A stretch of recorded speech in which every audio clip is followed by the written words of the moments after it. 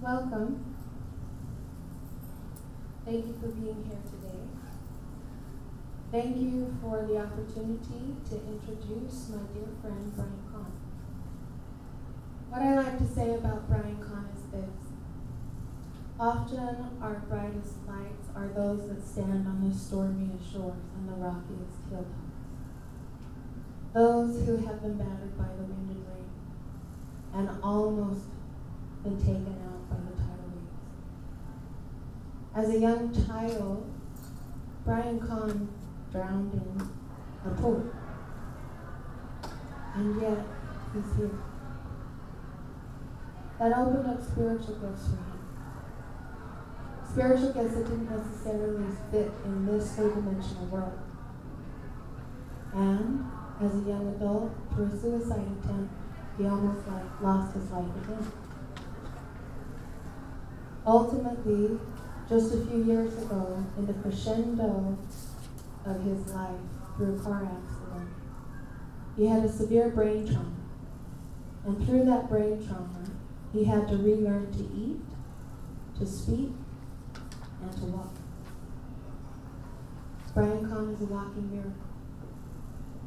But through these traumas and experiences, it's opened up the world because his brain doesn't work like most of our brains. So to him, the spirit world and the natural world are one. While we may see a few people in this room, he sees the many thousands that have come to support us. It's an honor to know you, and thank you for allowing me to introduce you.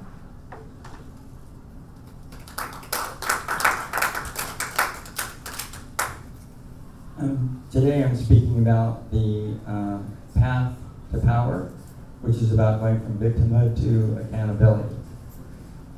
And the screen's on my face. You're a very tall man. Yes. So as part of the path to power, what I've learned is that accountability has nothing to do with blame or fault, and actually there's no drama in it at all. In fact, I was telling a friend the other day that I really don't like drama, and I even have a degree in it.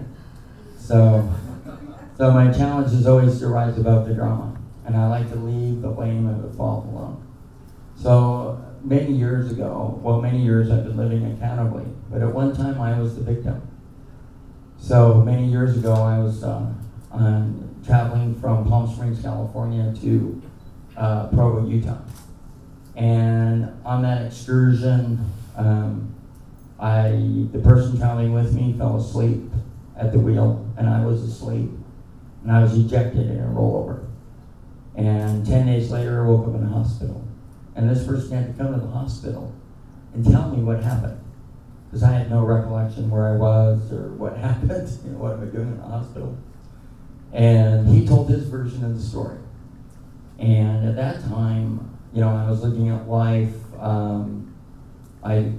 After the hospital, I was in a care facility. And in that time, I was taking a look and kind of going, well, he's the one who fell asleep. I'm the one that flew out of the car. I'm the one that incurred thousands of dollars in hospital costs. I was in a care facility for a couple months because I had a broken leg, and I got to learn to walk again. I also had low brain function, and anything physically, or a lot of things mentally, I got to relearn how to do again. And I kind of was blaming him for it, and he didn't have any insurance, and so he couldn't really pay for anything. It was all up to me. And so during that time, after I got to a point where I could start walking, I went back to a job. So before this car experience, I worked in technical support. And at one time I was a supervisor, and through the process of coming back to work, my team got dissolved, and I went back on the floor taking calls. And it was in the days of connecting computers to modems to connect to the internet. I know that's a while ago, but those who remember, it was a challenge in the early days. So I could remember, or I knew enough that I could take the calls and connect people, but on a day-to-day basis, I couldn't remember anything I said. So I had no recollection of the calls. So if I was monitored by a supervisor or anything, I'd say, oh, I had no idea what I said. So I just did it. And at some point, my job ended. So the other person in the car with me, he was not injured at all, and he didn't have any medical insurance. And so I had many physicians, and one of my primary physicians suggested to me that I go to a personal enrichment training. And she promised me that if I would go, I would heal faster and live a better life. And so when I went to this training, I got in touch with many things, many concepts. But one of the ones that changed my life was accountability. So I'm going to just share with you the steps to accountability. And so first of all, it's not about the other person, period. I take a look at, well, what did I do to create this? What can I learn from this? And where do I go from here? So if it's not about the other person, I kind of took a moment, wrote the steps down. So it's never about the other person, period. How did I create this? What is there for me to learn? And then where do I go from here? So I would take a look going backward in time to see what happened in my life, to see how I did this. So when it's not about the other person, either I chose it, I created it, I allowed it, I called it forth. And some of those decisions could have been years ago. Could have been something back in my history that I started in motion unconsciously.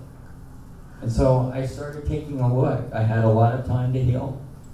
It's been a journey.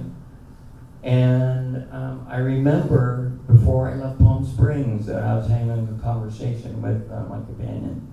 He wanted to leave immediately. And I received a prompting to stay another day. I had the day off from work. I'd already paid for the hotel. And at some point I gave in. I didn't listen to the prompting. I let go of my power, and I left with him. Now, the things that I didn't know that I found out many months later was that he, at this business conference, he had not slept for days. And I didn't know that until we got in the car and he fell asleep. And at some point, I was too tired to drive, and we switched. Now, I don't have any recollection of this. I just know at some point I was in the passenger side and he was the driver. And at some point in our journey, he fell asleep. The car went off the road.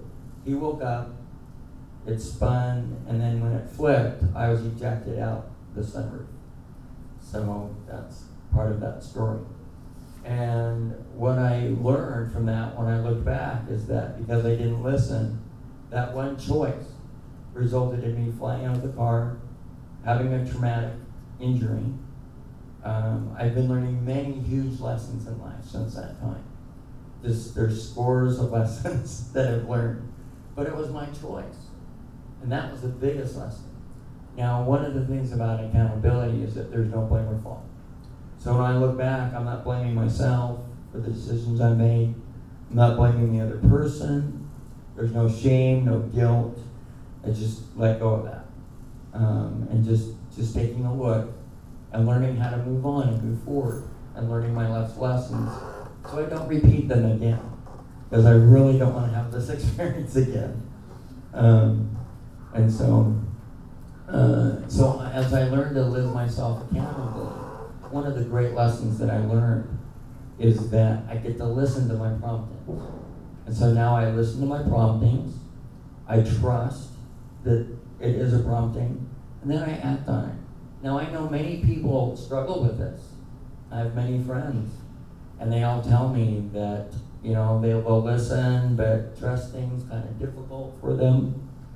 And then acting. Oh my gosh, you want me to act on what I'm listening to? Wow, that might change my life. And I say, yeah, it could, and it has changed my life. So as I've learned to listen, trust, and act on my promptings, I've learned to live a better life. I make better choices. I'm happier, and I've learned to be a conscious creator, and that has changed my life. And I've called forth abundance in my life, and it has just changed my whole world. And so today, I would love to connect and talk. I'm very open to talk about my near-death experiences. I'm open to talk about the tools and the principles I've learned with accountability. And you can connect with me on Facebook with Brian. My name is Brian Kahn. I'm also on Instagram. And my name on Instagram is I am a bridge. And it means from this world to heaven. That's my connection. And as we're going to take time for the panel now, I have one gift to leave with all of you. The Dalai Lama said, if you fault others, if you're blaming everything for your circumstances, you will suffer a lot. But if you will learn that all things spring forth from yourself, you will live in joy and peace. And that is my wish for all of you. Thank you very much for coming.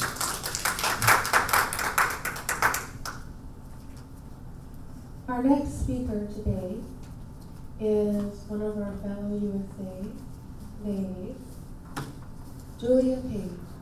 She's the founder of Crowning Lotus in USA. She is a modern age wise woman.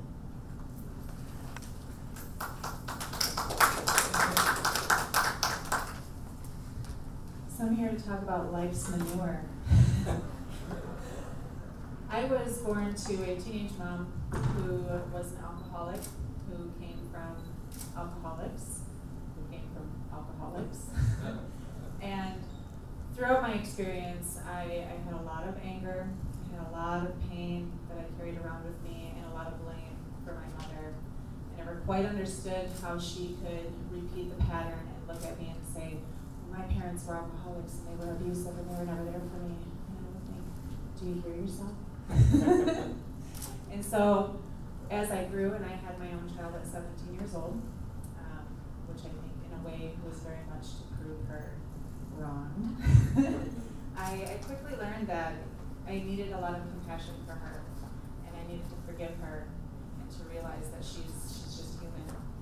And it took a long time and a lot of work, but there are a lot of conscious decisions that you have to make, and it has to stop with the blame. Because it's easy. It's so much easier, right, to say, it's your fault. It's not my fault, it's your fault. I'm acting this way because of the things that happened